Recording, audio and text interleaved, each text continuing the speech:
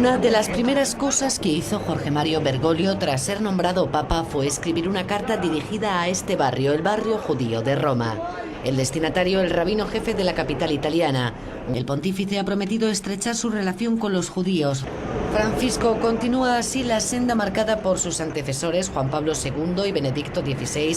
hacia una reconciliación entre católicos y judíos. Aunque durante siglos no fueron nada buenas las relaciones entre católicos y judíos, durante esta rueda de prensa en el Vaticano, los representantes de las dos religiones mostraron el enorme progreso que se ha hecho después del Concilio Vaticano II. El texto recuerda que la alianza de los judíos con Dios es válida y por eso la Iglesia no intenta convertirlos. Ahora la clave es concretar cómo colaborar para resolver los problemas de nuestro tiempo. En el documento se enumeran los objetivos: conocernos mejor, colaborar para construir la paz, la justicia, el cuidado de la naturaleza, la reconciliación. Estos son, digamos, los grandes objetivos del diálogo. El texto fue preparado con motivo del 50 aniversario de Nostra Aetate, la histórica declaración del Concilio Vaticano II que puso las bases para el diálogo entre católicos y las demás religiones. Este rabino sugirió que ya su presencia en el Vaticano era por sí misma una prueba del progreso que se ha hecho. También explicó que 25 prestigiosos rabinos ortodoxos acaban de publicar una importante declaración sobre el cristianismo, y la citó textualmente. El cristianismo no es ni un accidente ni un error, sino resultado de la divina voluntad y un don para las naciones. Y pide que, igual que hace este documento de la Comisión Pontificia, trabajemos juntos para abordar los desafíos morales de nuestro tiempo. Como se cumplen justo 50 años de esta declaración histórica sobre la relación del catolicismo con otras religiones, algunos se preguntaban si era el momento de actualizarla. Y aunque ninguno dio una respuesta definitiva, sugirieron que declaraciones como estas son pasos decisivos en el camino que trazó ese documento único.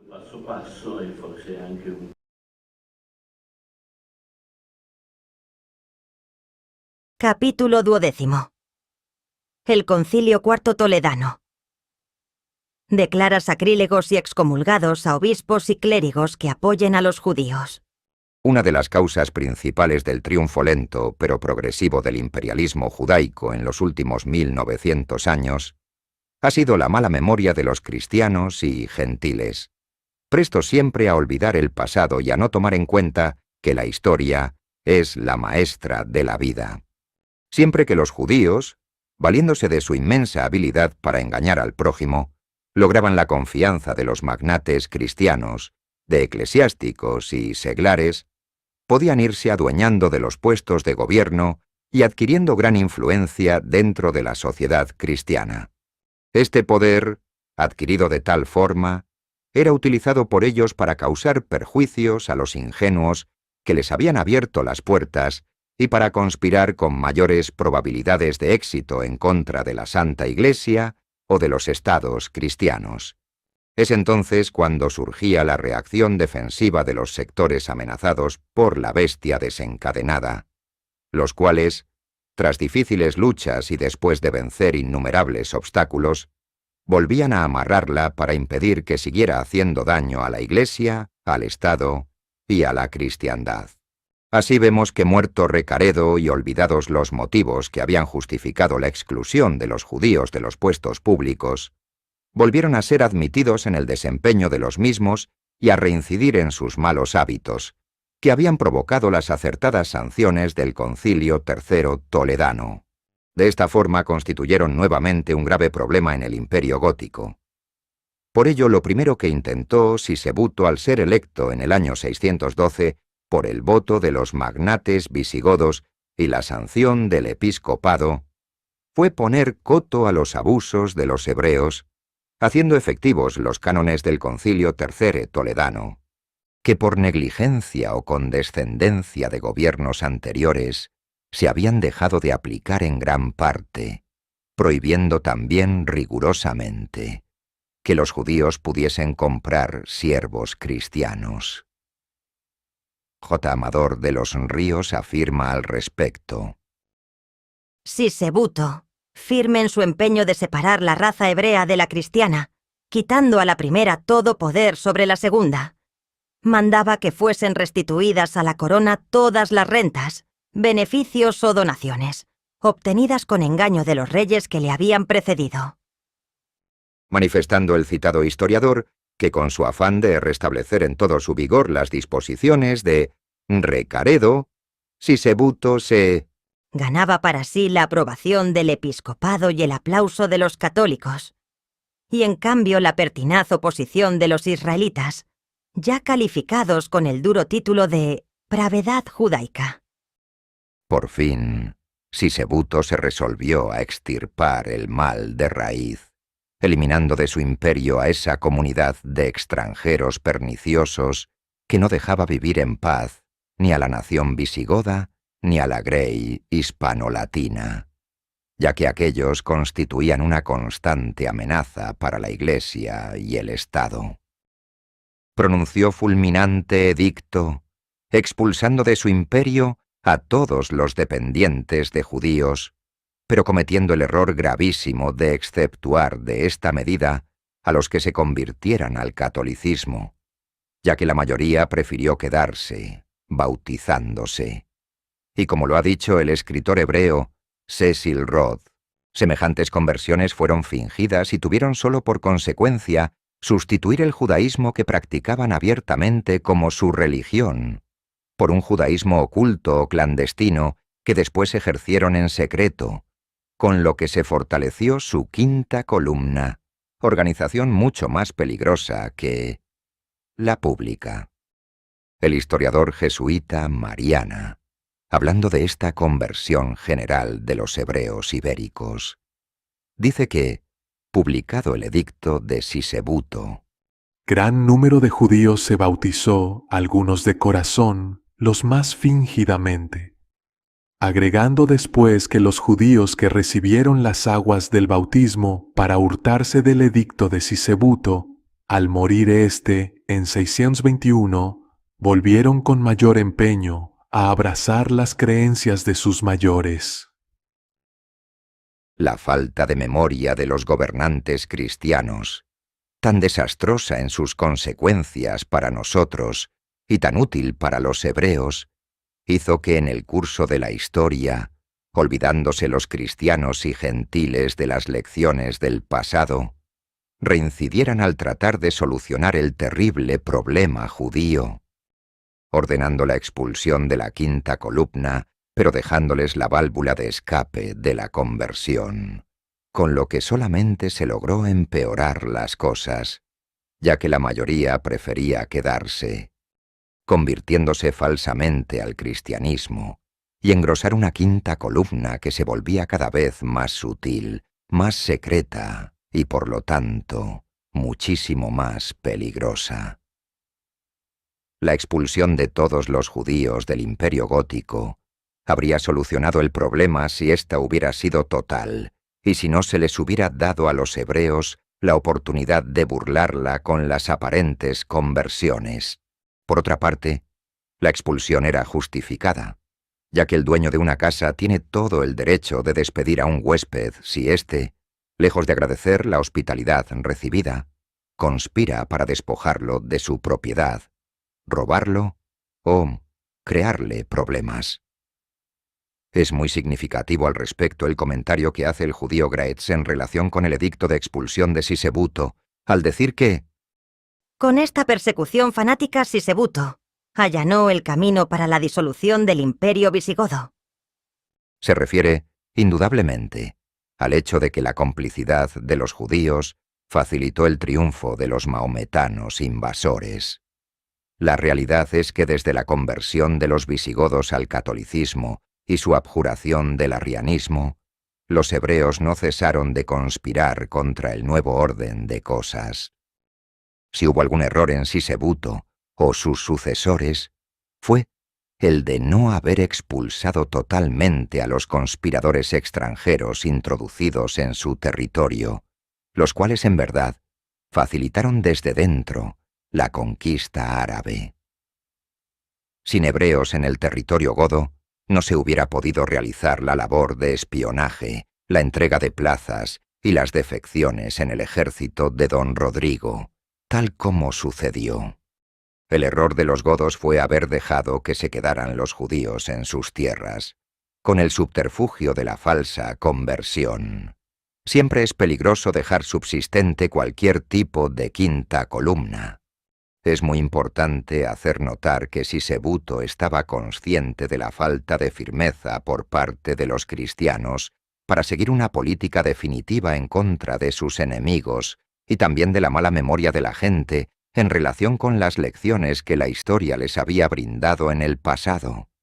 Por eso hizo lo indecible para impedir que sus sucesores, cayendo presa de los hábiles engaños de la fina diplomacia judaica, fueran a revocar las leyes que en defensa de la Iglesia y del Estado habían promulgado. La legislación que dejó al respecto y que fue perpetuada en el fuero juzgo fue muy especialmente recomendada a sus sucesores por le mismo Sisebuto, para que éstos empleasen todo rigor en la observancia de las leyes antijudías, so pena de verse difamados entre los hombres, y al morir ser lanzados de la grey de los fieles de Cristo y arrojados entre los hebreos para que ardiesen perpetuamente en rabiosas llamas del infierno. Y no andaba tan equivocado Sisebuto, que bien conocía las pertinaces flaquezas de los jerarcas cristianos, ya que apenas murió éste, el nuevo rey Suintila sucumbió rápidamente ante esa hábil diplomacia de los hebreos, que tienen el don supremo de inspirar confianza a sus futuras víctimas, a quienes envuelven con un trato en extremo cordial, fingiendo una amistad y una lealtad que encubre sus negros propósitos y haciéndose aparecer como víctimas de las más infames injusticias. Lograron con sus clásicos enredos ganarse a Suintila, quien, haciendo a un lado las exhortaciones de Sisebuto a sus sucesores para que no modificaran las leyes antijudías de defensa del reino, e ignorando las maldiciones lanzadas contra quienes las desacatasen, repudió toda la legislación antihebrea, y con ella el edicto de expulsión de los judíos, pudiendo los falsos conversos que así lo quisieron volver a practicar en público su judaísmo y regresar al país del que habían sido expulsados. A este respecto, el judío Graetz, mejor informado que el padre Mariana de los asuntos internos del judaísmo, dice que a pesar del bautismo, los judíos conversos no habían abandonado su religión. Graetz no hace la insinuación que hace Mariana de que aunque la mayoría se hubiera convertido fingidamente, algunos lo hubiesen hecho de corazón. Por otra parte, sigue diciendo Graetz que en la época del filosemita Suintila, el acto del bautismo era considerado suficiente en este período, pero nadie se preocupaba por investigar si los conversos todavía retenían sus antiguas costumbres y usos. El noble rey, Suintila, fue sin embargo destronado por una conspiración de los nobles y del clero, que pusieron en su lugar a Cisenando, dócil instrumento de ellos.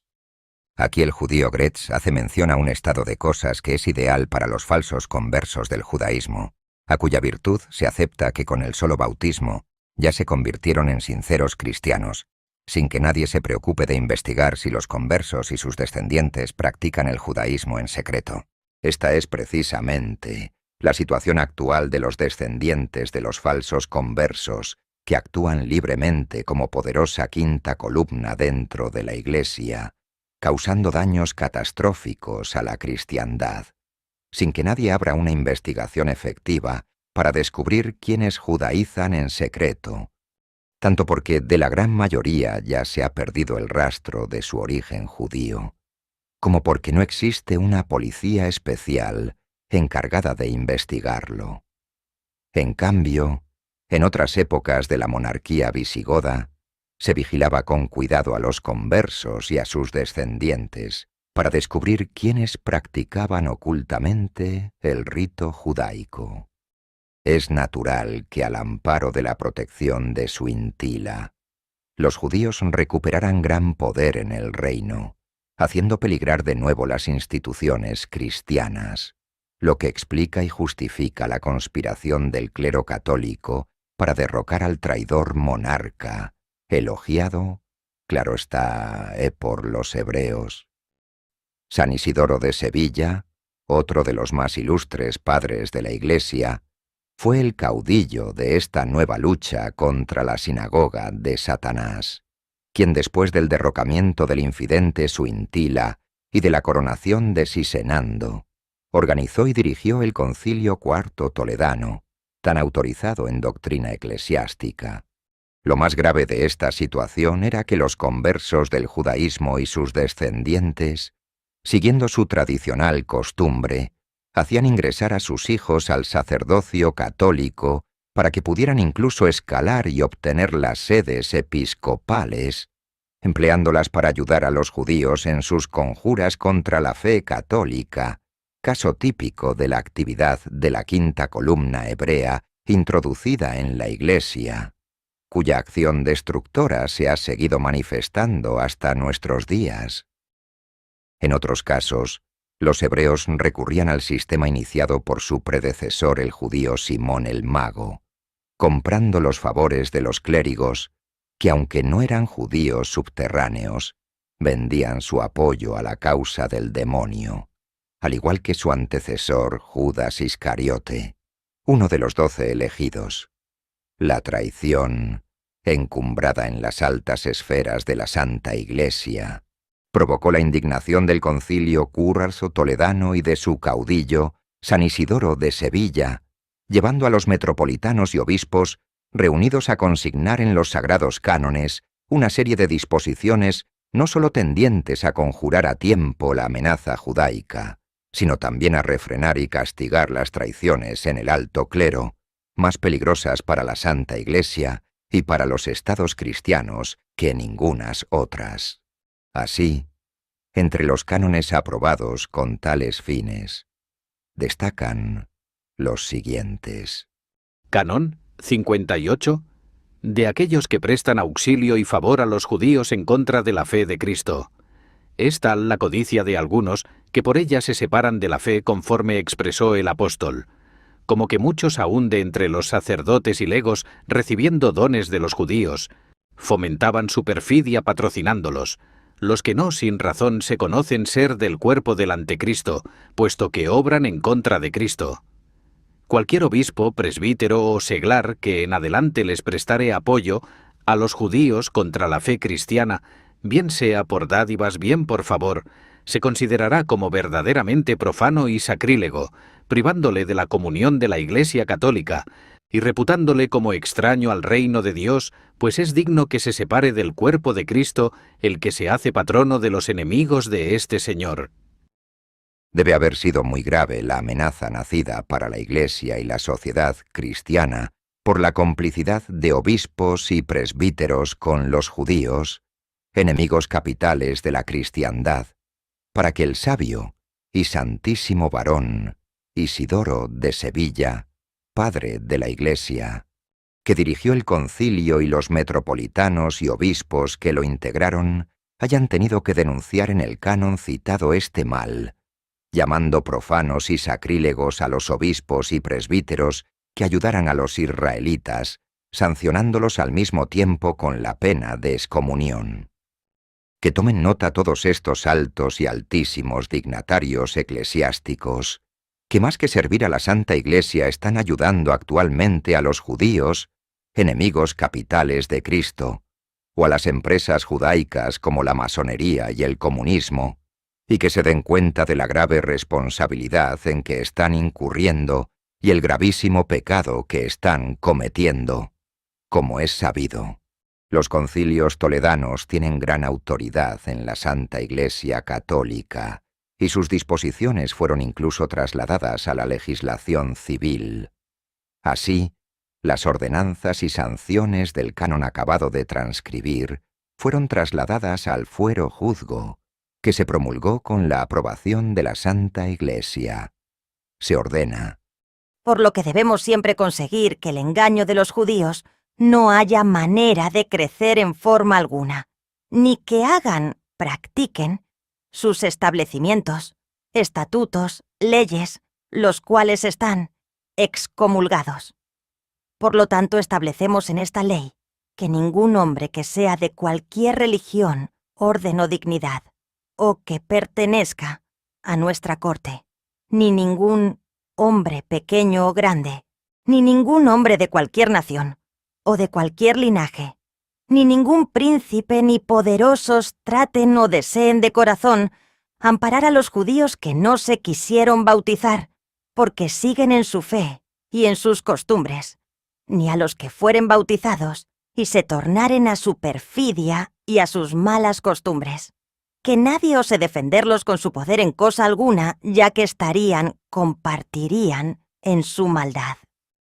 Que nadie haga esfuerzos por ayudarlos, ni de razón, ni de hecho, ya que iría en contra de la santa fe de los cristianos, ni intente, ni diga, ni toque cosa contra ella, la fe, ni en secreto, ni abiertamente. Y si alguno deseare hacerlo, y este es obispo, clérigo, de orden o lego, que se le pruebe la culpa, sea separado de la compañía de los cristianos, sea excomulgado por la Iglesia, y pierda la cuarta parte de toda su hacienda, pasando ésta al rey. En esta forma, sancionaron en esos críticos tiempos la Santa Iglesia y el Estado católico, con la aprobación de la primera, a los cómplices del judaísmo en el seno de la Iglesia y en las altas jerarquías del propio clero. Volviendo al otro, al concilio toledano, vamos a transcribir lo ordenado por el Canon 59, que se refiere directamente a los judíos, que habiéndose convertido al cristianismo, fueren después descubiertos en sus secretas prácticas del judaísmo. Al efecto, dice el canon citado: Muchos judíos admitieron la fe cristiana por algún tiempo, y ahora, blasfemando de Cristo, no solo se entregan a los ritos judaicos, sino que hasta llegan a ejecutar la abominable circuncisión, acerca de los cuales, y a consulta del piadosísimo y religiosísimo príncipe señor nuestro rey Sisenando, decretó este santo concilio, que semejantes transgresores, corregidos por la autoridad pontificial, sean vueltos al culto del dogma cristiano, de modo que aquellos a quienes no enmienda la voluntad propia, les refrene el castigo sacerdotal. Y respecto a las personas a quienes circuncidaron, se ordena que si son hijos suyos, sean separados de la compañía de sus padres, y sus siervos, por la injuria que se cometió en su cuerpo, se les conceda la libertad. Aunque tanto Cecil Rhodes como otros judíos afirman que las conversiones en sí mismas eran fingidas, coincidiendo en ello con el historiador jesuita Mariana y con lo asentado en diversos documentos medievales de fidelidad indiscutible, para la Iglesia, mientras no se probara que el cristiano converso practicaba en secreto los ritos hebreos, era tenido por cristiano sincero, al menos en los primeros tiempos. Después se empezaron a considerar como sospechosos de criptojudaísmo a todos los israelitas convertidos al cristianismo y a sus descendientes, porque se pudo comprobar que, salvo algunas excepciones, todos se convertían fingidamente y transmitían su religión oculta de padres a hijos.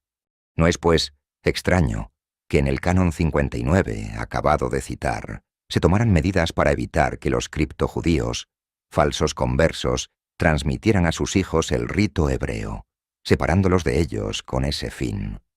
Con el mismo objeto, el Santo Concilio, Cuarto Toledano, aprobó su Canon 60, que según el compilador Tejada y Ramiro, se refiere a los judíos llamados relapsos, es decir, a los cristianos que reincidían en el delito de practicar el judaísmo en secreto. Dicho canon dice: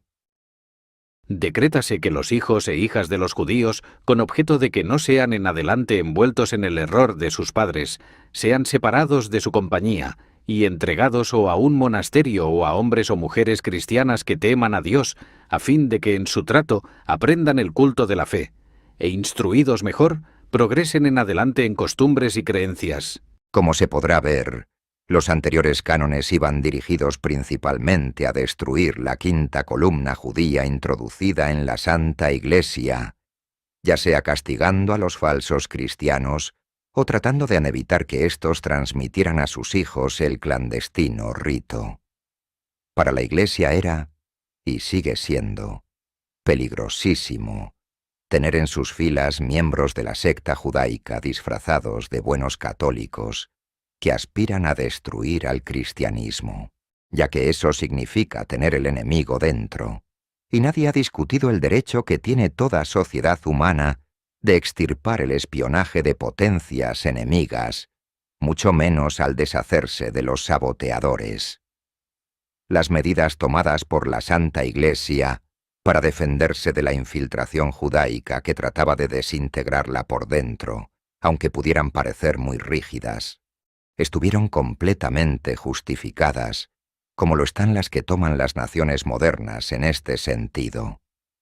La historia comprobó que aun cuando el judaísmo público fue expulsado y proscrito en muchas naciones, el criptojudaísmo por sí solo siguió viviendo bajo la máscara del cristianismo. Sin embargo, siempre se creyó muy lógico que el trato de los judíos convertidos con los que seguían practicando públicamente su rito era nocivo, ya que estos últimos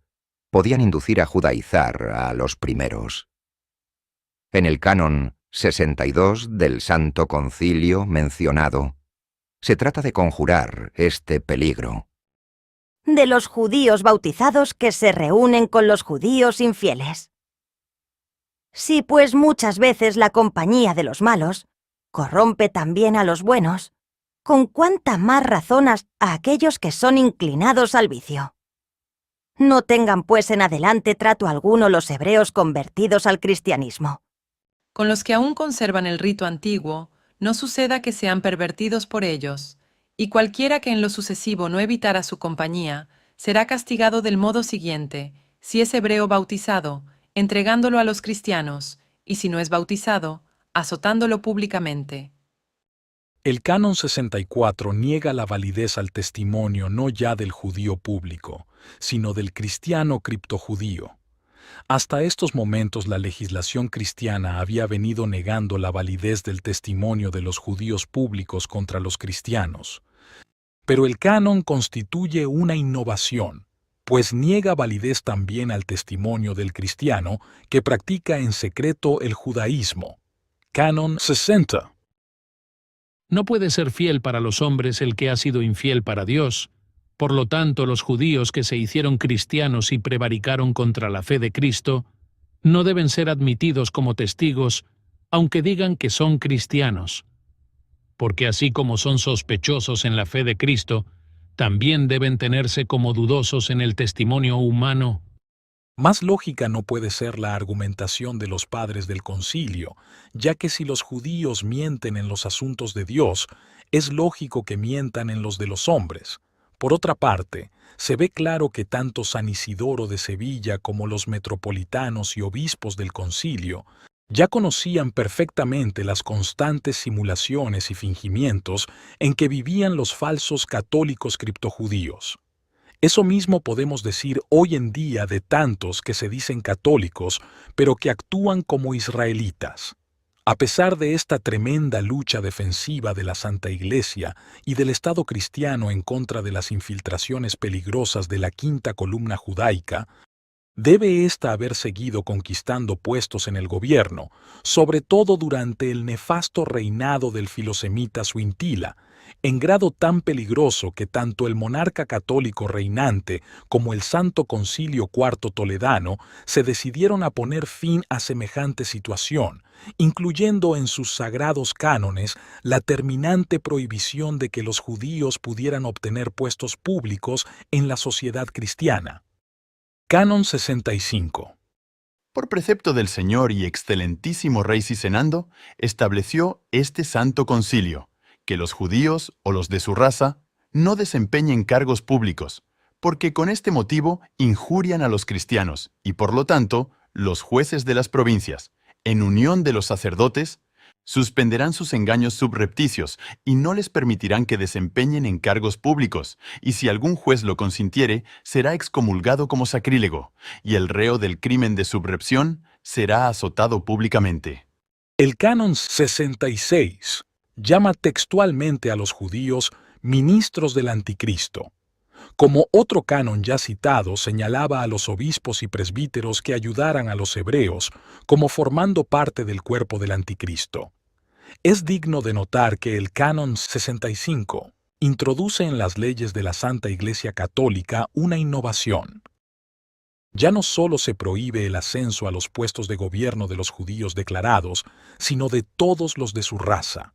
Esto no debe interpretarse como una discriminación racial, ya que la Santa Iglesia considera a todos los hombres iguales ante Dios sin distinción de raza, pero existiendo la convicción comprobada repetidamente por los hechos de que los cristianos de raza judía, con rarísimas excepciones, practicaban en secreto el judaísmo. Era lógico que se tratara de evitar la infiltración de los criptojudíos a los puestos públicos, como una medida defensiva vital del Estado cristiano, ya que si éste llegaba a ser gobernado por sus enemigos mortales, enemigos capitales también de la Santa Iglesia, ambas instituciones peligrarían gravemente. Cerrar a los judíos militantes o conversos las puertas de la gobernación del Estado no solo era prudente, sino indispensable para salvaguardarlo de la poderosa quinta columna, que en un momento dado podía provocar su hundimiento. Así ocurrió en forma catastrófica cuando un gobernante imbécil, violando todas estas leyes eclesiásticas y las promulgadas por sus antecesores, dio de nuevo a los israelitas la posibilidad de que se adueñaran de los puestos directivos en el Imperio Gótico. Esta ley de seguridad pública es sin duda el precedente de otras más enérgicas y trascendentales que aprobó la Santa Iglesia muchos siglos después.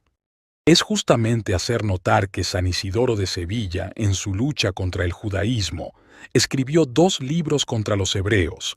que según el judío Gretz fueron elaborados con esa falta de gusto y de sentido que había sido empleada por los padres de la Iglesia desde un principio en la polémica bélica contra el judaísmo.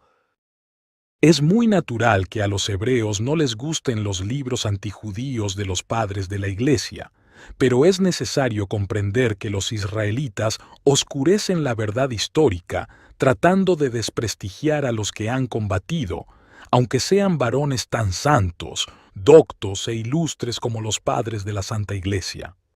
Es indudable que si San Isidoro de Sevilla y los metropolitanos y obispos del Concilio IV Toledano hubieran vivido en nuestros aciagos días, habrían sido acusados de antisemitismo o de racismo criminal, no solamente por los judíos, sino también por los clérigos que, pasando por cristianos, están realmente al servicio del judaísmo. Capítulo 13.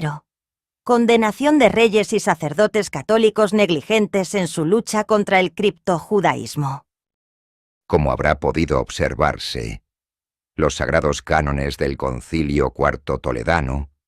tenían por objeto destruir definitivamente la quinta columna judaica introducida en la sociedad cristiana, y sus decisiones habrían resultado más efectivas si no hubiera sido por esa ancestral habilidad política y diplomática de los hebreos, simulaciones de perfecta lealtad, argumentaciones falsas y comedias inspiradoras de confianza. Además, han sido muy listos para sembrar la discordia entre los adversarios, con el fin de poder prevalecer sobre todos, aliándose primero con unos para destruir a los otros y luego acabar con sus primeros aliados circunstanciales, con el apoyo de los últimos, aniquilando finalmente a todos. Este ha sido uno de los grandes secretos de sus victorias, y es preciso que lo tomen muy en cuenta los jerarcas religiosos y políticos de toda la humanidad, para que se cuiden de tan maquiavélicas maniobras. Asimismo, es justo mencionar que otra de las causas de los triunfos judaicos ha sido su gran valor para enfrentarse a la adversidad, su resolución de jamás rendirse ante sus enemigos y de combatir a los cobardes en sus propias filas. Estos factores son los que hacen que derrotas que pudieran ser momentáneas se puedan convertir en definitivas. Cobardes como esos los hay en las latas jerarquías de la cristiandad, y ellos han sido los causantes de tantas rendiciones y claudicaciones en los últimos tiempos, e incluso tienen el cinismo de disfrazar su cobardía y su egoísmo con argumentos de pretendida prudencia o espíritu de conciliación,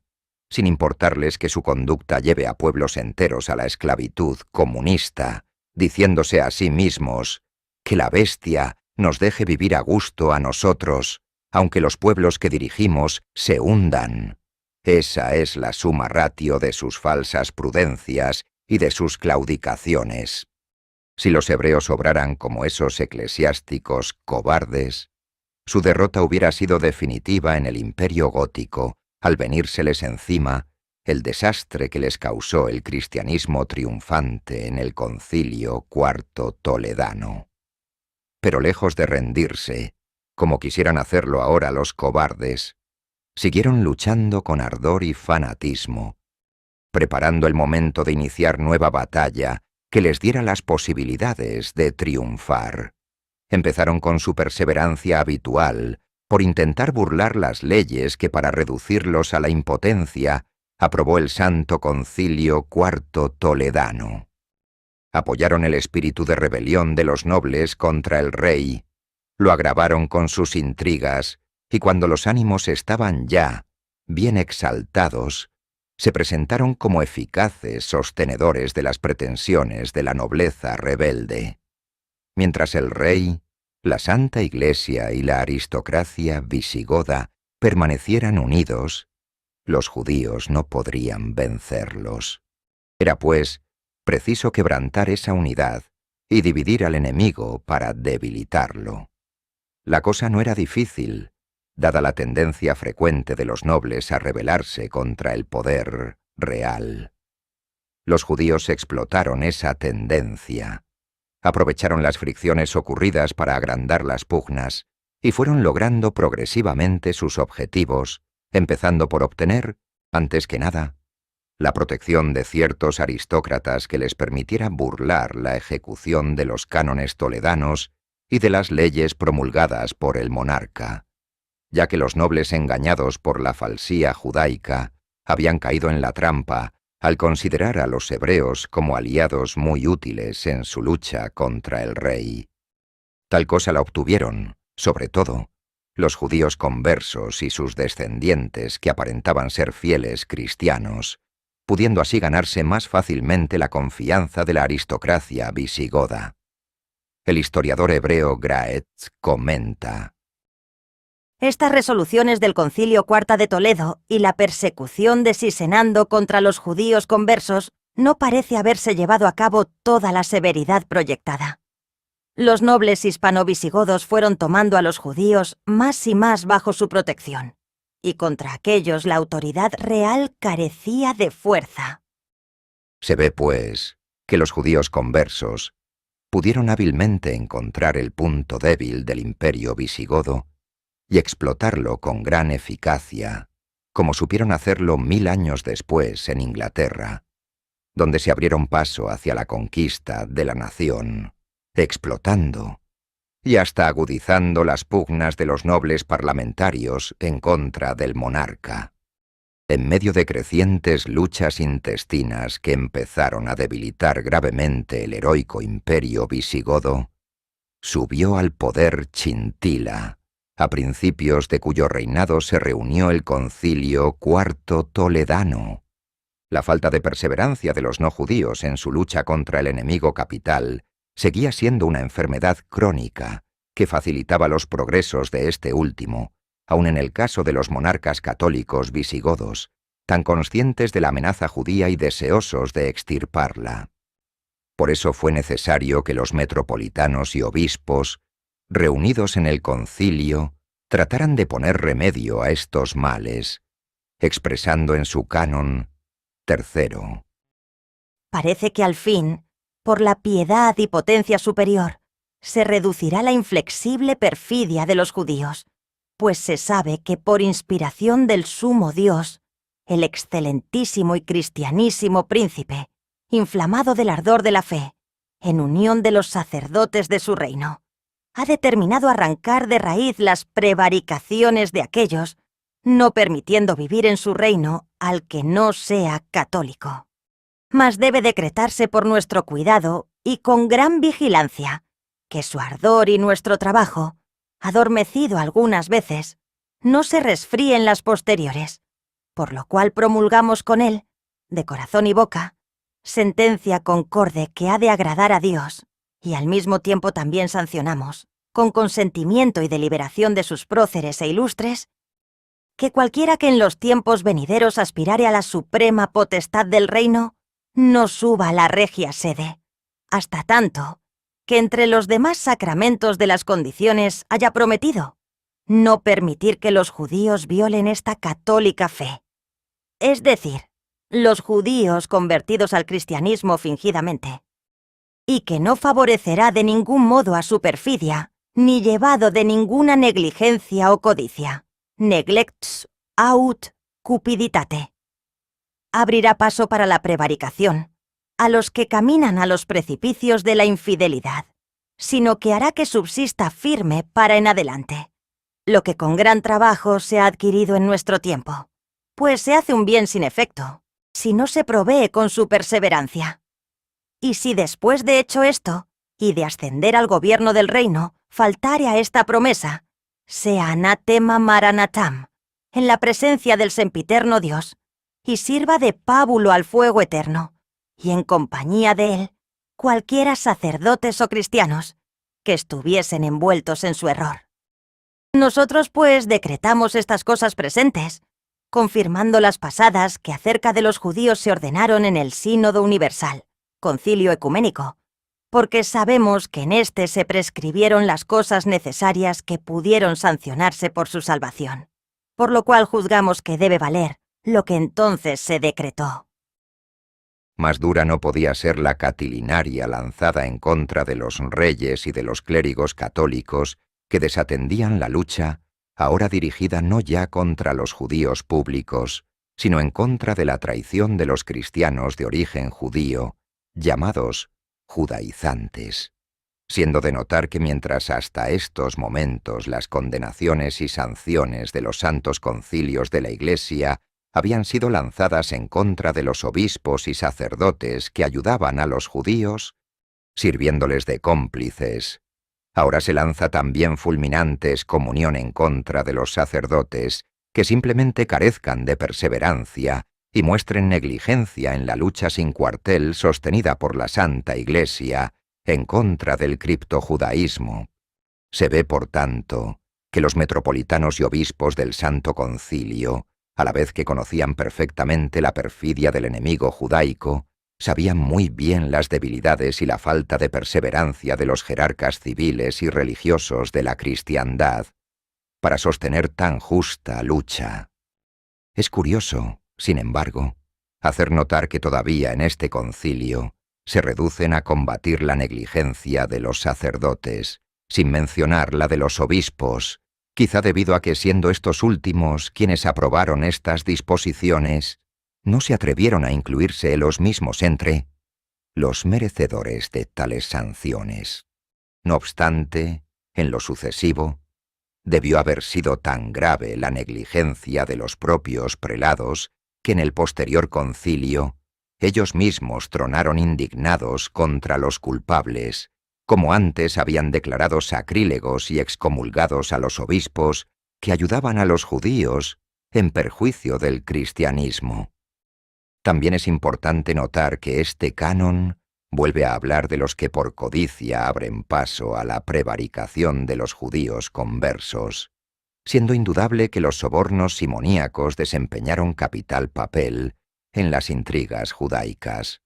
lo cual parece confirmar precisamente el canon siguiente, que es el cuarto. Por lo tanto, cualquiera que se hiciera imitador de Simón, autor de la herejía simoníaca, para obtener los grados de las órdenes eclesiásticas, no por la gravedad de costumbres, sino por dádivas y por ofertas, etc. Fue el judío Simón el Mago el que inició dentro de la Santa Iglesia esta política de soborno que, precisamente por él, fue denominada simonía. Y en el transcurso de los siglos, pudo comprobarse que los conversos del judaísmo y sus descendientes, ya infiltrados en el orden sacerdotal y en las jerarquías de la Santa Iglesia, habían aprendido muy bien a su antecesor Simón el Mago, comprando dignidades eclesiásticas o vendiendo a su vez objetos de la Santa Iglesia, según lo denunciaron repetidamente la Santa Inquisición y las autoridades eclesiásticas. Es digno de notar el comentario que hace el historiador israelita Graetz en relación con la orden dada por el rey Chintila y aplaudida por el Concilio IV Toledano de no permitir que habitaran en el gótico reino quienes no fueran católicos, disposición dirigida manifiestamente contra los hebreos, diciendo: Por segunda vez los judíos fueron obligados a emigrar, y los conversos, quienes eran fieles al judaísmo en el secreto de su corazón, fueron obligados a firmar una confesión, obligándose a observar y obedecer a la religión católica sin reservas. Pero la confesión así, firmada por hombres cuyas sagradas convicciones eran ultrajadas, no fue ni podía ser sincera. Ellos esperaban resueltamente mejores tiempos, en que ellos pudieran estar en posibilidad de arrojar la máscara, y la constitución de la monarquía electiva del Imperio visigodo hizo eso posible. La situación presente solo duró los 4 años, 698-432, del reinado de Chintila. Más claro no podía hablar el historiador hebreo sobre el falso cristianismo de los judíos conversos y la nula validez de sus confesiones y promesas.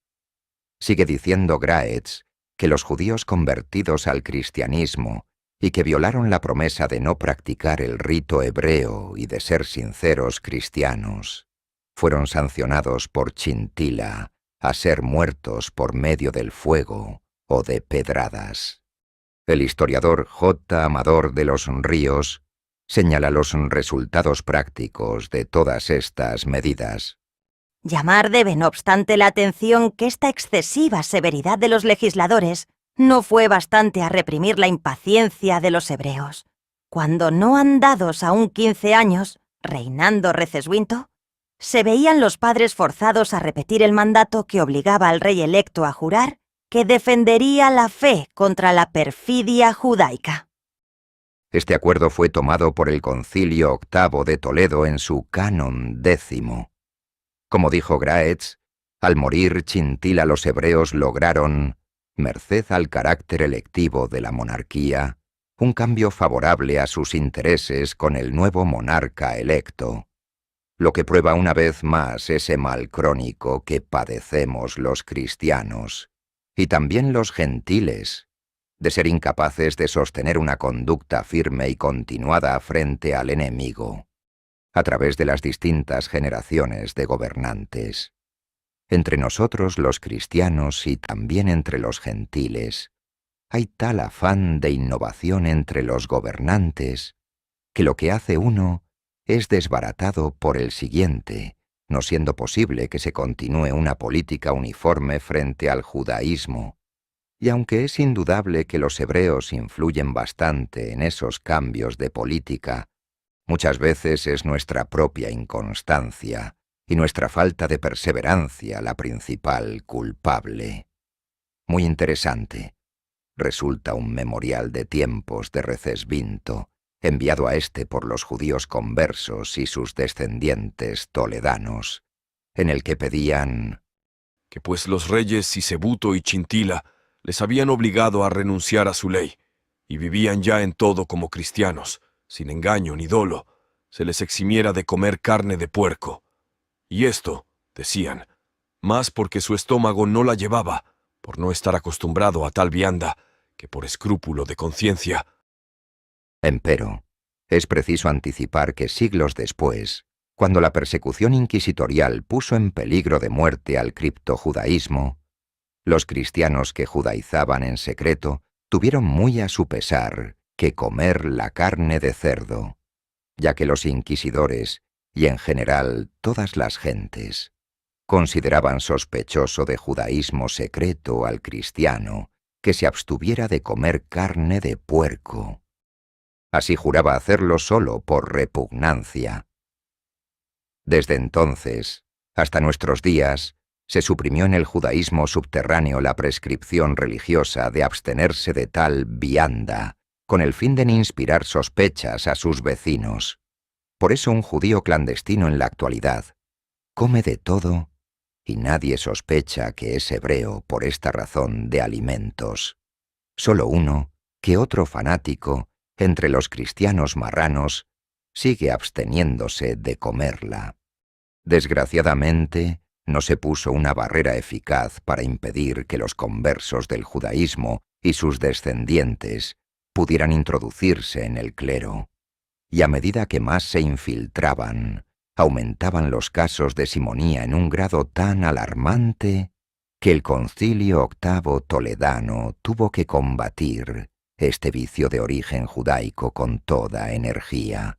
señalando en su Canon III que algunos han pretendido comprar la gracia del Espíritu Santo dando un vil precio, para recibir la sublime cumbre de la gracia pontifical, olvidándose de las palabras de San Pedro a Simón el Mago: tu dinero sea contigo en perdición, porque juzgaste poseer el don de Dios por dinero. Luego, adopta sanciones para los que incurran en tal delito. Dice el escritor israelita Graetz que dándose cuenta el rey de que los nobles levantiscos del país otorgaban a los judíos su protección y que permitían a los conversos practicar el judaísmo, promulgó un decreto prohibiendo a todos los cristianos proteger a los judíos secretos, imponiendo penas a los que violaran tal mandato, y concluye: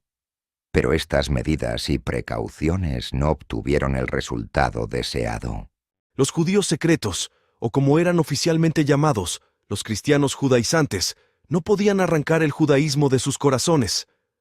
Los judíos españoles, rodeados como estaban por el peligro de muerte, de antaño aprendieron el arte de permanecer fieles a su religión en lo más recóndito de su corazón y de escapar de las agudas miradas de sus enemigos. Ellos seguían celebrando las festividades judías en sus hogares, despreciando los días de fiesta instituidos por la Iglesia.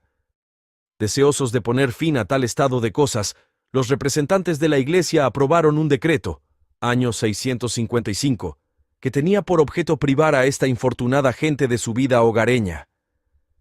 Ellos fueron de allí en adelante obligados a pasar los días de fiesta judíos y cristianos bajo las miradas del clero, con el objeto de obligarlos a desatender los primeros y a observar los segundos. Aquí el historiador israelita antes citado olvida todo subterfugio y llama este idioma a los cristianos de raza judía por su verdadero nombre: judíos secretos o cristianos judaizantes, es decir, judíos que practican el judaísmo en secreto, dando muy interesantes detalles de cómo celebraban las fiestas hebreas en lo íntimo de sus hogares, ya que por ser cristianos en apariencia no podían hacerlo en sinagogas ordinarias. Al mismo tiempo, este ilustre historiador judío explica el porqué de la decisión del Concilio IX de Toledo, obligando a los conversos a pasar los días de fiesta judíos y cristianos bajo la vigilancia del clero católico. El Canon 17 del Concilio IX, toledano, al que visiblemente se refiere Graetz, dice textualmente: al mismo tiempo, este ilustre historiador judío explica el porqué de la decisión del Concilio IX de Toledo, obligando a los conversos a pasar los días de fiesta judíos y cristianos bajo la vigilancia del clero católico. El Canon 17 del Concilio IX, toledano, al que visiblemente se refiere Graetz, dice textualmente: Que los judíos bautizados celebren los días festivos con los obispos. Que los judíos bautizados en cualquier lugar o tiempo puedan reunirse, pero mandamos que en las fiestas principales consagradas por el Nuevo Testamento y en aquellos días que en otro tiempo juzgaban ellos en observancia de la antigua ley, que eran solemnes, se congreguen en las ciudades y en las juntas públicas, en unión de los sumos sacerdotes de Dios, para que el pontífice conozca su vida y fe, y sea una verdad su conversión. Este canon hace ver que los obispos del concilio seguían con fundamento, desconfiando de la sinceridad del cristianismo de los judíos convertidos a nuestra santa fe. Muerto Recesvinto, fue electo en su lugar Wamba, y los judíos aprovecharon de nuevo las discordias de la nobleza para tratar de cambiar a su favor el orden de cosas existentes. José Amador de los Ríos, refiriéndose a que el Concilio Diezis Toledano casi no se había ocupado de los hebreos, comenta: Creyeron tal vez los legisladores eclesiásticos en la sinceridad de la casi universal conversión de los hebreos, esperando que, reducidos todos al cristianismo, terminase felizmente la íntima lucha que con ellos mantenían. Pero fue vana su esperanza. No bien había ocupado Wamba la silla de Recaredo, cuando la rebelión de Hilderico y de Paulo les dio ocasión de manifestar su no extinguida ojeriza, poniéndose abiertamente de parte de los amotinados. Tornaron con esto al imperio visigodo, principalmente a las comarcas de la Galia gótica, en el sur de Francia, donde había tomado cuerpo la rebelión. Muchas familias hebreas de las que habían sido lanzadas del reino desde los tiempos de Sisebuto. Mas vencidos y aniquilados en Nimes los revoltosos, hiciéronse repetidos edictos para castigo y escarmiento de los judíos, quienes fueron nuevamente arrojados en masa de la referida Galia gótica. El padre jesuita Mariana también afirma que después de la derrota de los rebeldes, hiciéronse nuevos edictos contra los judíos, con que fueron echados de toda la Galia gótica. Pero el judío Graetz nos da más interesantes datos al respecto, cuando nos informa que muerto Recesvinto. Los judíos conversos tomaron parte en una revuelta contra su sucesor, Wamba, 662-680. El conde Hilderico, gobernador de Septimania, una provincia de España, habiéndose rehusado reconocer al recién electo rey, enarboló la bandera de la revuelta. Y con el fin de ganar partidarios y recursos, él prometió a los judíos conversos un lugar donde ganar partidarios y recursos. Él prometió a los judíos conversos un lugar donde refugiarse con libertad religiosa, en su propia provincia. Y ellos, aprovechando la invitación, acudieron en gran número.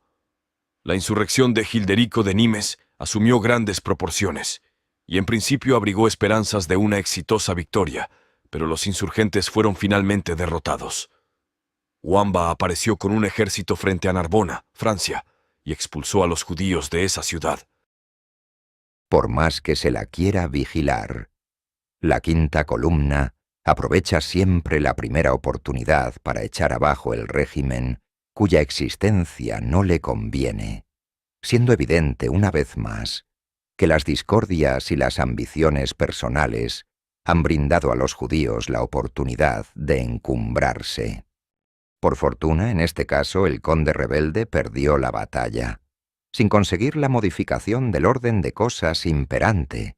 lo cual hubiera sido fatal para la Iglesia. Gracias a esto,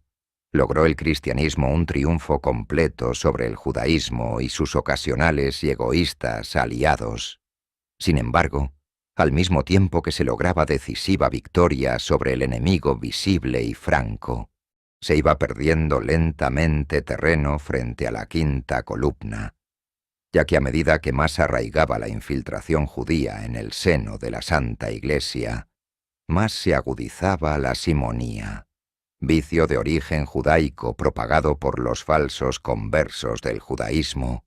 y por sus descendientes infiltrados en el clero. El Concilio XI de Toledo celebrado bajo el reinado de Wamba, en su canon 9, insiste en la represión de la simonía, pugnando por impedir los ardides de que se valen los que tratan de comprar la dignidad de obispo, tan ambicionada por los judíos quintacolumnistas. Capítulo 14. La Iglesia combate al criptojudaísmo. Excomunión de obispos negligentes. Hacía ya medio siglo que se había realizado la gran conversión al cristianismo de los judíos del Imperio Gótico, y 3 décadas de lo que el historiador Amador de los Ríos llama la casi universal conversión. No obstante, el reino de Recaredo estaba infestado y minado por doquier de falsos cristianos que practicaban el judaísmo en secreto y conspiraban en las sombras por aniquilar a la Iglesia y al Estado. La situación era tan grave que en el año de 681, primero del reinado de Hervigio, de común acuerdo el respetable clero católico y el monarca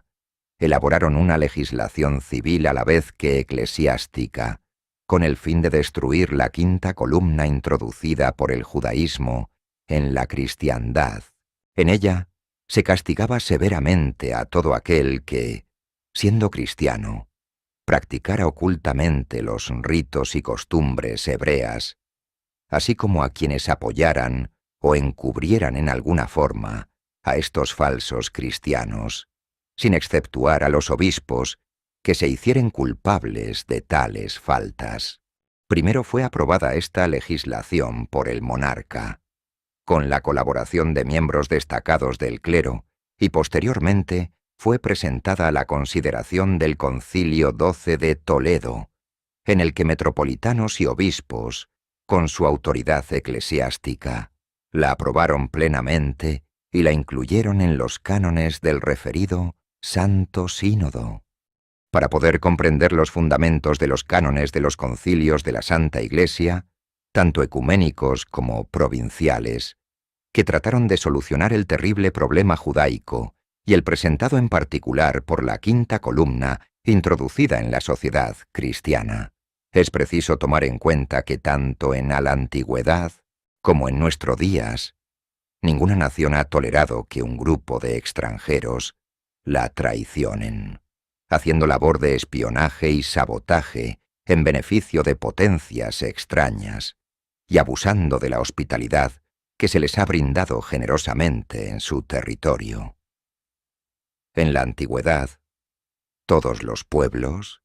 sin excepción, castigaban con la pena de muerte a tales espías y saboteadores, y en los tiempos modernos, por lo general, también.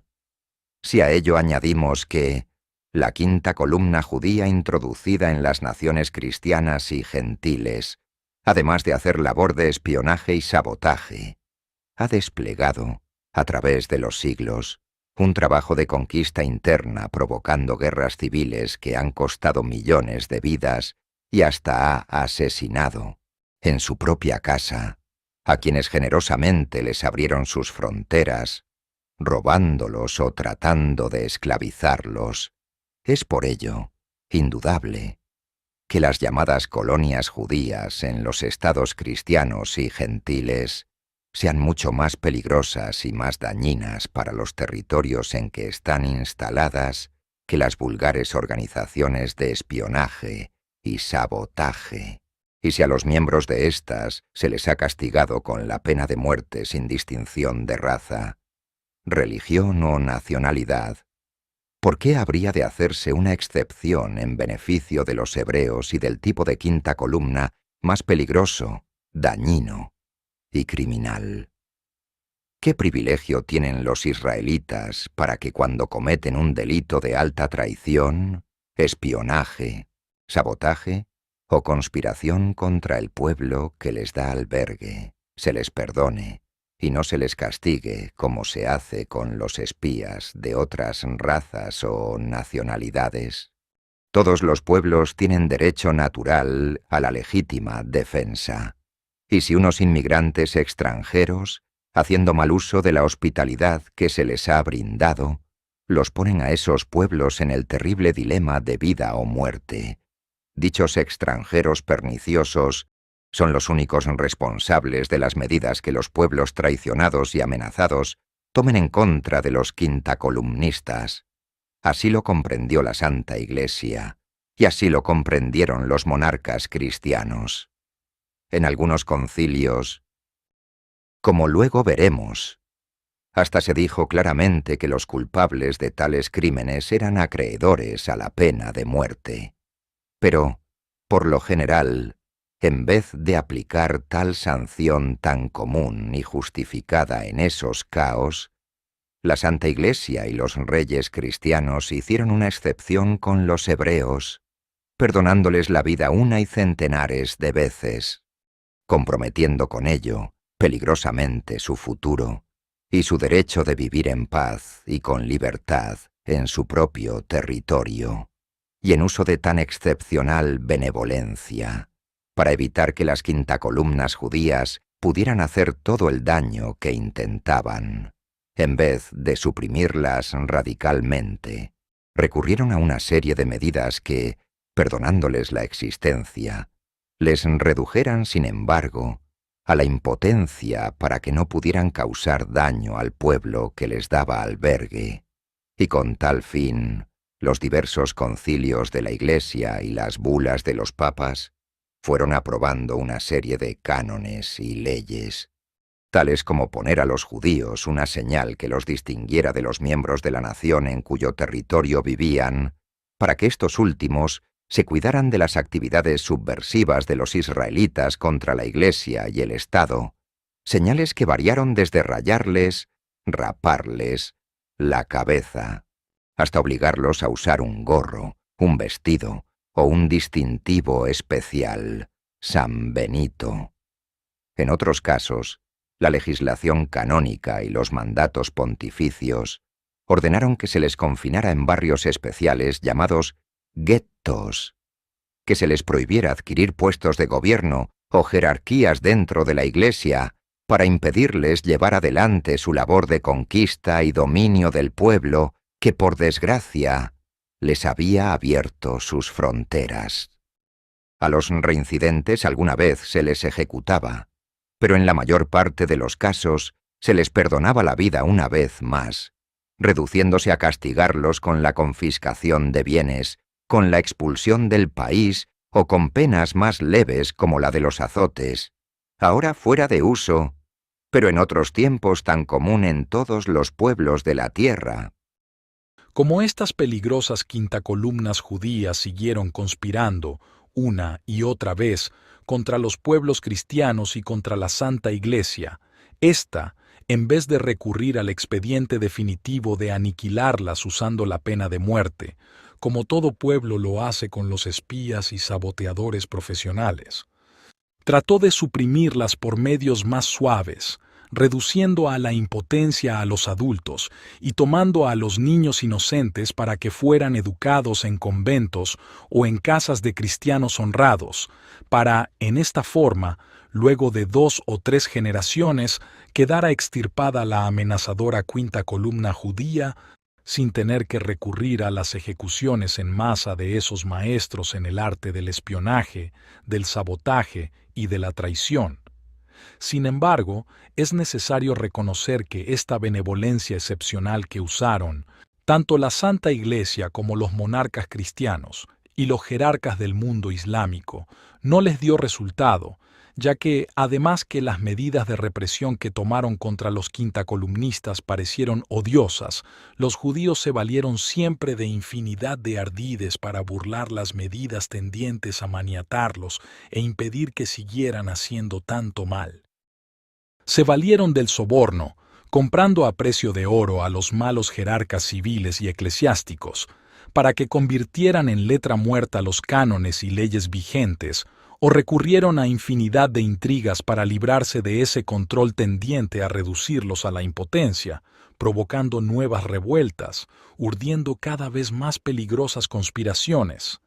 Para poder entender la justificación de todas las leyes canónicas, que estudiaremos en el curso de esta obra, y de todas las medidas tendientes a salvaguardar a los pueblos de la acción conspiradora de esos extranjeros dañinos, es preciso que tomemos en cuenta todo lo anterior, con lo cual entenderemos que la Santa Iglesia, lejos de ser cruel,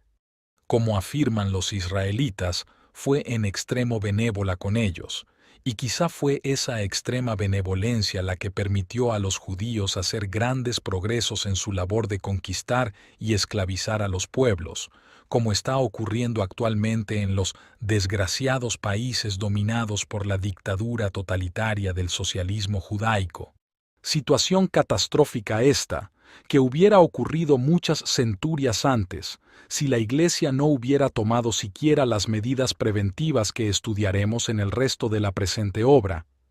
Hechas estas justas aclaraciones en defensa de la doctrina y de la política seguidas a través de los siglos por la Santa Iglesia,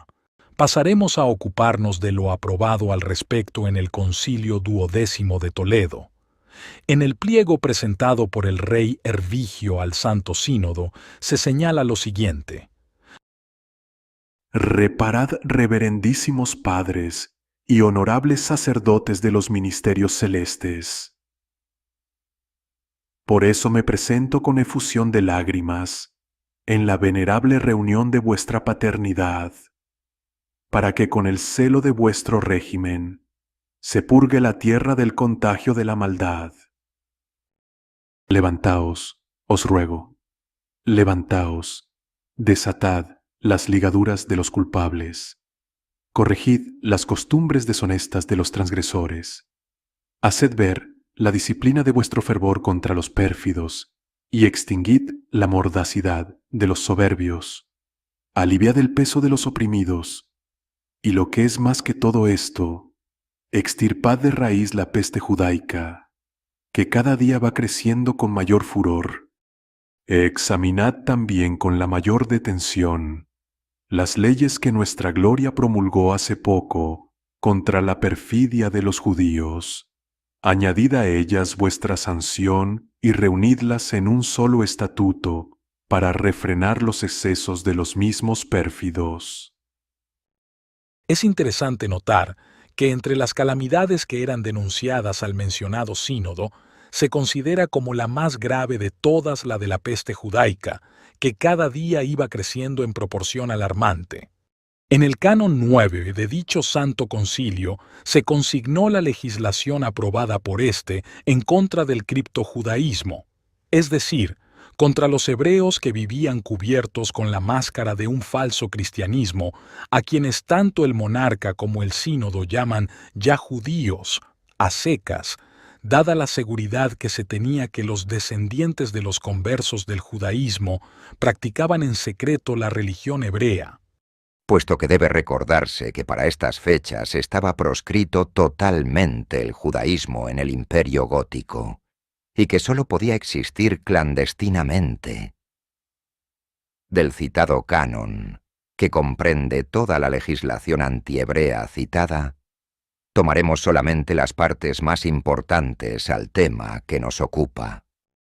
Canon 9. Confirmación de las leyes promulgadas contra la maldad de los judíos, siguiendo el orden de los distintos títulos en que se hallan, cuyo orden se enumera en este canon. Hemos leído en títulos distintos las leyes que nuevamente ha promulgado el glorioso príncipe acerca de la execrable perfidia de los judíos, y las hemos aprobado con examen severo, y porque dadas con razón han sido aprobadas por el sínodo, serán observadas en adelante irrevocablemente en contra de sus excesos. A continuación se transcriben las leyes que, aprobadas, pasan a formar parte integrante del mencionado canon 9, destacando por su interés las siguientes disposiciones.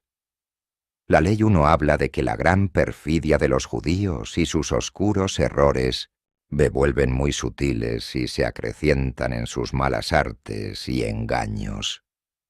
ya que fingían ser buenos cristianos y trataban siempre de eludir las leyes que prohibían su clandestino y subterráneo judaísmo. Las leyes 4ª y 5ª castigan a los criptojudíos que celebran los ritos y festividades hebraicas y pretenden apartar a los cristianos de la fe en Cristo. No se trata aquí de castigar los ritos o ceremonias de una religión extraña, sino de castigar a los falsos cristianos que, a pesar de su simulación, en secreto practican el judaísmo. Las medidas represivas son, por lo tanto, tendientes a destruir la quinta columna, hebrea, introducida en el seno de la Santa Iglesia y del Estado cristiano. La ley novena les prohíbe hacer labor subversiva en contra de la fe cristiana, imponiendo fuertes castigos a quienes lo hagan. Además, este ordenamiento ya castiga a los cristianos que los encubran y ayuden. A este respecto, dice: Si algún judío enseñare a alguno de estos, de los que ha hecho apartarse de la ley de Cristo, donde esconderse y lo encubriere él, el judío en su casa, o bien si él, el judío, lo acogió al que ha hecho apartarse de la ley de Cristo. Reciba cada uno de ellos, el judío y el que huye 100 azotes y el rey confisque sus bienes y sean desterrados para siempre. Terrible castigo contra los que ayudaban a los hebreos encubriéndolos, con los cual pensaban los obispos del concilio y el mismo monarca terminar con aquellos que ayudan a los judíos, sirviéndoles de cómplices en su lucha contra la cristiandad. Es evidente que ahora más que nunca se necesita que se hagan efectivas las disposiciones de este sagrado canon, porque sólo así tendremos esperanzas de vencer a la bestia judaico, comunista, cuyos triunfos son posibles debido al entreguismo de quienes, diciéndose cristianos, ayudan a judíos y comunistas, facilitando su victoria. La ley décima sigue fulminando y sancionando a quienes ayuden al judaísmo, sin distinción de clase y jerarquía, diciendo entre otras cosas: De ahí que si algún cristiano, de cualquier linaje que sea, o de cualquier dignidad o de cualquier orden que sea, ya sea varón, o clérigo o lego, que tomare algo de comer o algún regalo por ayudar contra la ley de Cristo a algún judío o a alguna judía, o bien recibiere de ellos o de sus enviados cualquier regalo que sea, o empezare a no defender y sostener los preceptos de la ley de Cristo, de alguna cosa que haya recibido de ellos. Todos aquellos que actuaren movidos por los regalos o dádivas, o bien encubrieren la falta de algún judío si la saben, o si cesaren de escarmentar su maldad de alguna manera, que sufran los que encubren los mandamientos de los santos padres que están en los decretos, y paguen a la tesorería del rey el doble de lo que recibieron del judío o de la judía, si les fuere probado. Se ve, en efecto, que los judíos han sido siempre maestros en el arte de comprar, a precio de oro, la complicidad de los cristianos y gentiles, sacerdotes o seglares, y que éstos han padecido con frecuencia el mal crónico de venderse a la sinagoga de Satanás. Las embajadas y legaciones de Israel en distintos países del mundo han estado haciendo sospechosas invitaciones a arzobispos y destacados dignatarios de la Iglesia católica, a quienes han seducido con un interesante viaje a Tierra Santa, con todos los gastos pagados y un itinerario hábilmente confeccionado, como los de esos viajes a la Unión Soviética. Esto lo estaban haciendo en vísperas del actual Concilio Ecuménico Vaticano II.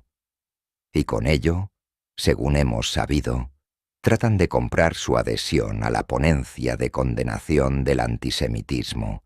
que la Judería Internacional tiene preparada para que sus agentes quintacolumnistas en el concilio la hagan aprobar. Esperamos que este tipo de soborno, viajes pagados a Palestina, fracase y que ningún sucesor de los apóstoles incurra en el pecado de Judas de venderse por 30 monedas de plata. Siempre preocupó a las jerarquías de la Santa Iglesia encontrar las causas que encadenaban al criptojudaísmo, tanto a los conversos como a sus descendientes. Una de ellas fue localizada en los libros judaicos, que estos falsos cristianos leían en la clandestinidad y cuyas enseñanzas transmitían de padres a hijos. La ley 11 se propone castigar severamente este delito, ordenando entre otras cosas que si algún judío leyere los escritos de los judíos, los cuales contradicen la fe de Cristo, o aquellos libros fueren hallados en casa de algún judío, o los escondiera y se le descubrieran, que le rapen la cabeza y reciba 100 azotes y haga sobre ello un escrito con testigos, en el que mencione que nunca más los volverá a leer o tener. Y si después de hecho el escrito señalado hiciere lo que nosotros defendemos, prohibimos, además de las penas dichas, pierda toda su fortuna y sea echado de la tierra, de los dominios del rey, por siempre. Y si reincidiera, el rey dará toda su fortuna a quien quisiere de sus varones.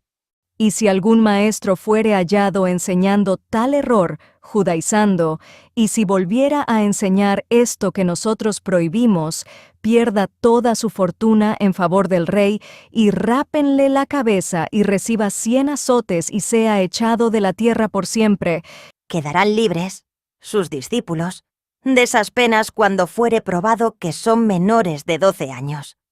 Y si tuvieran más de 12 años y leyeran aquellos errores, sufran la pena, el tributo y los azotes que sus maestros han de padecer en esta nuestra Constitución. Se ve, por consiguiente, que con esto se hacía un esfuerzo supremo para impedir que los falsos cristianos transmitieran de padres a hijos su criptojudaísmo, por medio de la enseñanza de su doctrina y de los libros clandestinos. Al mismo tiempo, se hace un vano intento de lograr que los culpables no reincidan, por medio de una promesa formal hecha por escrito ante testigos de que no lo harán, promesa inútil, ya que los hebreos en estas como en otras ocasiones nunca han cumplido sus promesas ni sus pactos solemnes, según lo demostraron los hechos en los años siguientes. La ley 12 estableció que si algún judío, por astucia y por engaño, o por miedo de perder sus bienes, dijere que sostiene las costumbres de la ley de los cristianos, y cumpliere, de dicho, de palabra, la ley de Cristo, y dijere que no liberará a sus siervos cristianos, porque es cristiano. Nosotros ya hemos explicado de qué manera es conveniente que afirme lo que dice, para que de allí en adelante no pueda engañar ni falsificar en lo que dice. Y por consiguiente, establecemos de común acuerdo que todos los judíos que estén en las provincias de nuestro reino puedan vender a sus siervos cristianos tal como les mandamos en la ley de arriba, la que está antes de esta. Y si ellos, los judíos, quisieran tenerlos, a los cristianos, consigo, afirmen los judíos, de la manera que nosotros explicamos en este libro, que se han hecho cristianos, ya que les dimos tiempo para que no caiga sospecha sobre ellos y para que se deshagan de todo engaño. Y les dimos 60 días desde el primer día de febrero hasta el 1 de abril de este año, y que nunca retornen a su antigua infidelidad y a todos sus otros pactos, tal como nosotros hemos explicado en este capítulo, bajo tal condición que profesen y declaren de palabra la fe cristiana, y que no tengan otra cosa en el corazón, sino solo lo que dicen por la boca, y que no tengan ninguna oportunidad de mostrar por fuera que no son cristianos, y ocultar en sus corazones el judaísmo. Y el que de ellos se dijere cristiano, después de haber hecho el testimonio, y después de haber jurado, y por sí mismo retornare a la ley de los judíos, y la creyere, y abandonare lo que juró, y no lo cumpliere, y jurare por el nombre de Dios en falso, y se tornare a la infidelidad del judaísmo, confísquenle todos sus bienes, y que pasen al rey, y reciba el judío 100 azotes, y rápenle la cabeza, y sea desterrado. Con esta disposición, que formó parte de la citada legislación aprobada y confirmada por el Canon 9 del Santo Concilio Duodécimo Toledano, los metropolitanos y obispos del Santo Sínodo trataban de evitar que los judíos, cubriéndose con la apariencia del cristianismo, pudieran tener bajo su dominio a siervos cristianos, dándoles la oportunidad de que vendieran sus siervos, sin siquiera expropiárselos. Sin embargo, dadas las precauciones extremas que tomaron tanto los prelados como el rey cristiano, se ve claramente que con tal de conservar sus siervos cristianos, los israelitas fingían ser leales a la fe de Cristo, mientras en secreto seguían siendo judíos y formando parte de esa destructora quinta columna judaica introducida en la cristiandad. Por eso, se les amenazaba con severísimas penas al descubrirlos haciendo tal cosa, en un vano intento de asegurar la conversión sincera de los hebreos y de sus descendientes y el aniquilamiento de la peligrosa quinta columna. Desgraciadamente, ni la Santa Iglesia ni el monarca cristiano pudieron lograr ambos anhelos. Lo único que ocurrió fue que con la experiencia que iban adquiriendo, al darse cuenta de las imprudencias o indiscreciones que los descubrían, los falsos cristianos ocultaron en forma cada vez más eficaz su judaísmo subterráneo, refinando los métodos de simulación a tal punto que, a través de los siglos, llegaron a la perfección posible en ese arte. Por otra parte, el Santo Concilio Duodécimo de Toledo ya se ocupa de un problema que habría de atraer la atención de los pueblos cristianos y también la de los musulmanes, el de obligar a los hebreos a llevar una señal especial que los distinguiera del resto del pueblo, para que éste pudiera cuidarse de sus engaños y de su labor subversiva. Aquí, el Santo Concilio aprueba que se les rape la cabeza, con lo cual los señalaba como peligrosos criptojudíos, en forma quizá más eficaz que la que emplearon después otras instituciones cristianas y musulmanas, y últimamente los nazis, con la famosa estrella judaica cosida en sus vestidos. Los gorros, los trajes especiales o las estrellas podrían quitárselas, pero la rapada de la cabeza, difícilmente. A todos nos espantaría, en el siglo XX, una semejante disposición aprobada por un santo concilio de la Iglesia, pero quienes conozcan el peligro mortal que para el resto del mundo ha significado siempre y sigue significando esta cuadrilla de criminales judíos, se mostrarán más tolerantes y comprensivos. Estas señales, usadas en distintas épocas, fueron formas eficaces para que los falsos cristianos, quintacolumnistas del judaísmo, pudieran ser distinguidos y para que los verdaderos discípulos de Cristo pudieran cuidarse de sus venenosas actividades. Si en nuestros días hubiera una forma de reconocerlos a tiempo, estarían incapacitados para realizar tan eficazmente su labor de traición y engaño, que ha puesto a tantos pueblos en las garras del comunismo asesino. Volviendo al Santo Concilio Duodécimo Toledano, señalaremos que entre las prescripciones aprobadas en su Canón 9 figuran las leyes 14ª y 15ª que establecen el texto de abjuración del judaísmo y a la vez el texto del juramento de fidelidad al cristianismo. Ambos fueron empleados en el que, por desgracia, fue un estéril intento de asegurar la sinceridad de esas falsas conversiones. A pesar de todas las medidas tomadas para evitarlo, el judío trata de ejercer actividades de dominio en todo pueblo que le abre sus puertas, o sea,